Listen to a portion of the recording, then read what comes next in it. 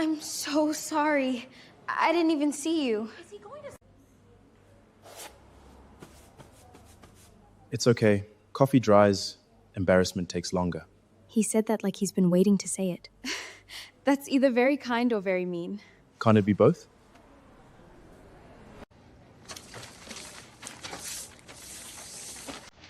Thank you. I really have to... I didn't... Interesting.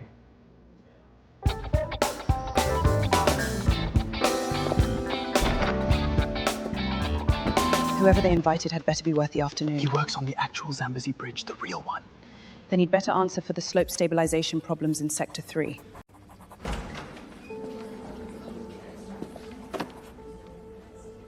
You're the engineer they invited? Depends. Are you the student asking difficult questions? He didn't deflect. He rededucted. That's rare. Ask your difficult question then, the room's listening. How do you build something meant to last in soil that keeps shifting? You don't fight the shifting. You account for it. Most engineers I've read don't.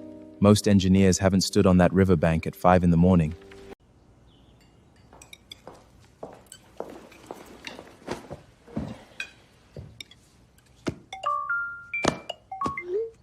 Good day. Different. You? Yeah, different.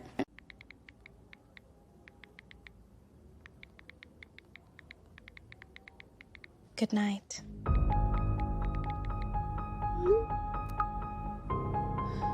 Good night.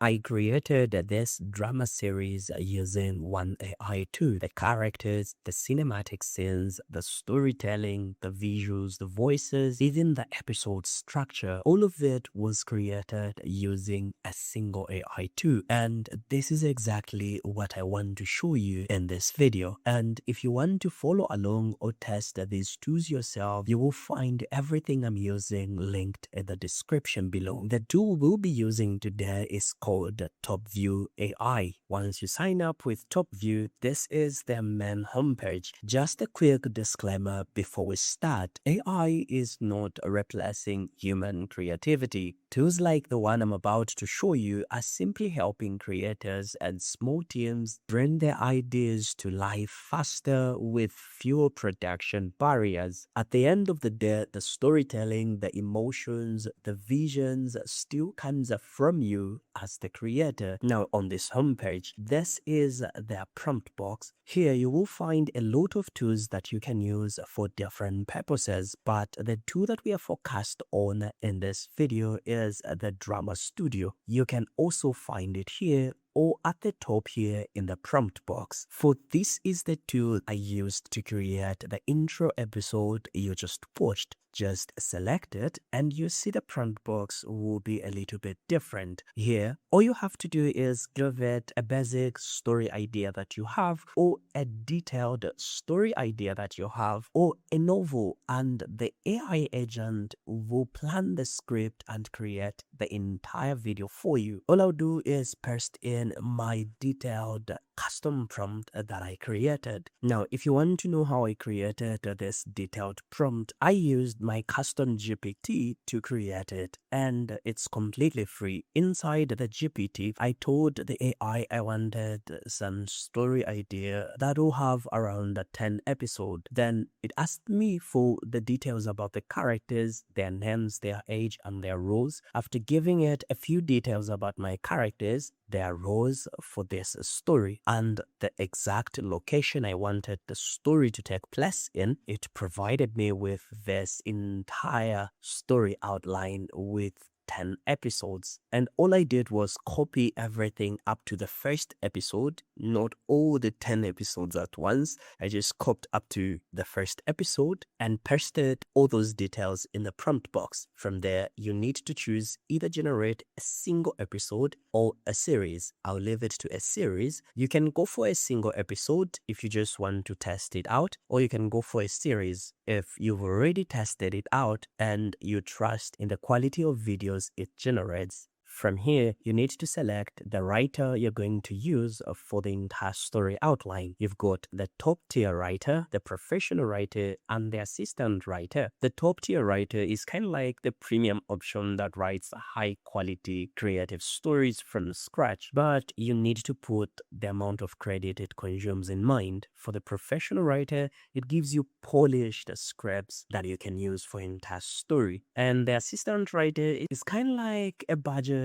friendly option. I will select professional writer. From there, all I do is hit send, and it's going to open in a new tab like this. Just scroll down a little bit. This is where we need to select the art style and make our basic settings. On the art style, you've got the live action, you've got the animation, and when you click on see more, you have more option about the animation style that are there. And if you do not like any of these style, there is a specific art style that you need. You can come to custom, and here in the custom box, you can describe the art style that you want. I'll go back to live action, and I'll select the words Anderson style. And here in the basic settings, since multiple episode is selected, we'll leave it just like that. On the aspect ratio here, we will go for 16:9. And on the episode duration here, insert the exact duration that you are looking for. I'll leave it to 120 seconds, which is roughly 2 minutes. And on the later episode, which is the second episode, you can also insert the same. Then on the language, I'll leave it to English. And on the age group here, select an age group that you prefer. I'll leave it to all ages. And after that, I will turn on the auto review. This will allow the AI to automatically review and optimize the whole script and the story outline. After that, all we have to do is hit confirm and start creating. Now, what will begin happening is that the AI will start reviewing the entire story idea that we just gave it. From there, it comes down to what we want to do next after each generation is completed. For example,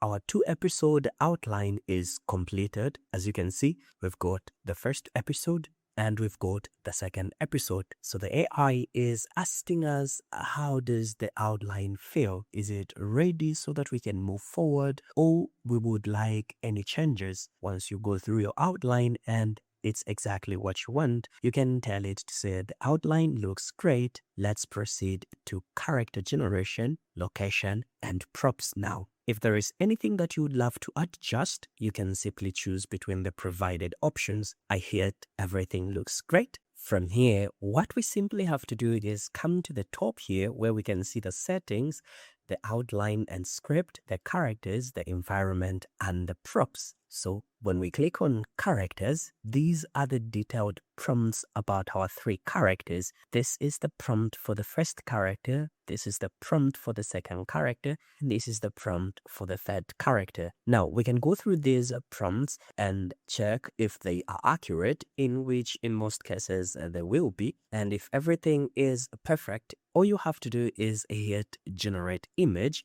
As you can see, it will cost 0.8 credits. We hit generate and it will start generating the character sheet for my character. I do the same thing for the second character. I hit generate and I do the same thing for the third character. And you will have your characters generated like that. If it failed to generate your character, just hit generate and it's going to generate the character for you. Sometimes it will fail to generate your character. Just hit regenerate one more time and it's going to generate the full character for you. Once all your characters are generated, come to environment and again you see all the prompts that have been created that you can use to generate your environment by just clicking on generate environment, or you can generate all the environment at once by clicking on this button that says generate all environments. Perfect. All the environments have been generated. From each generation, when you see this red icon, shows how many times your image failed to generate. And here it was twice. So the third attempt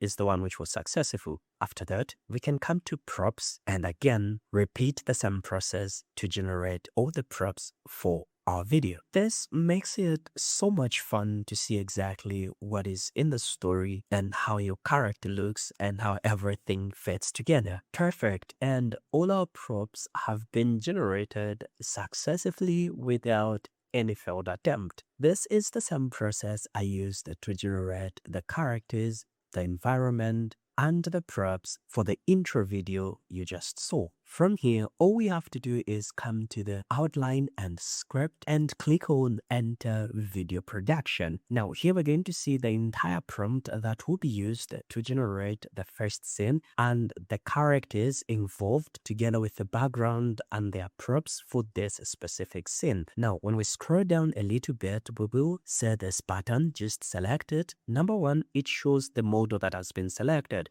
but you can switch between Seedance 2.0 and Seedance 2.0 fast. We'll leave it to Seedance 2.0, and here you can be able to set your desired duration. The 15-second mark you're seeing has been automatically set by the AI based on the scene that we are creating. So I'll leave everything as is, and on the resolution here, the higher the resolution you choose, the more credits you consume. I'll leave it to 720p just to save some credits, and on the generation count, I just need one video generated per prompt. On the upscale, I'll leave it off. Now, there's one more important button that always appears after you generate one episode. I'll tell you about it. From here, all I have to do is hit generate video. It's going to take some time for the video to be generated, and once it's generated, this is exactly how it looks.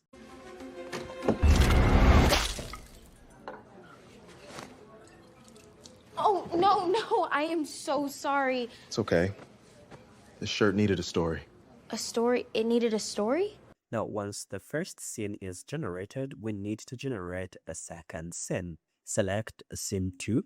And from there, you're going to see this continue from previous scene button activated. Now, this button is very important for smooth transitions. Every creator who uses AI to create some videos or animation, they understand how important grabbing a last frame from a video when you want continuation in the second scene. When you turn it off, this is where you get rough cuts between scenes. I highly recommend you leave it on. And one more thing is, you do not have to worry too much about this, because the AI detects when you need this one turned on and when it must be turned off. Again, we'll be able to see the prompt that will be used for the second scene and all the characters, props, and environments for that scene. All we have to do is hit generate video for the video to be generated. And from here, all you have to do is repeat the same process for all your video generation. Now, let me switch to the first video you just watched. As you can see, all the video file for all the scenes have been generated. To save this video into our PC, all we have to do is select export here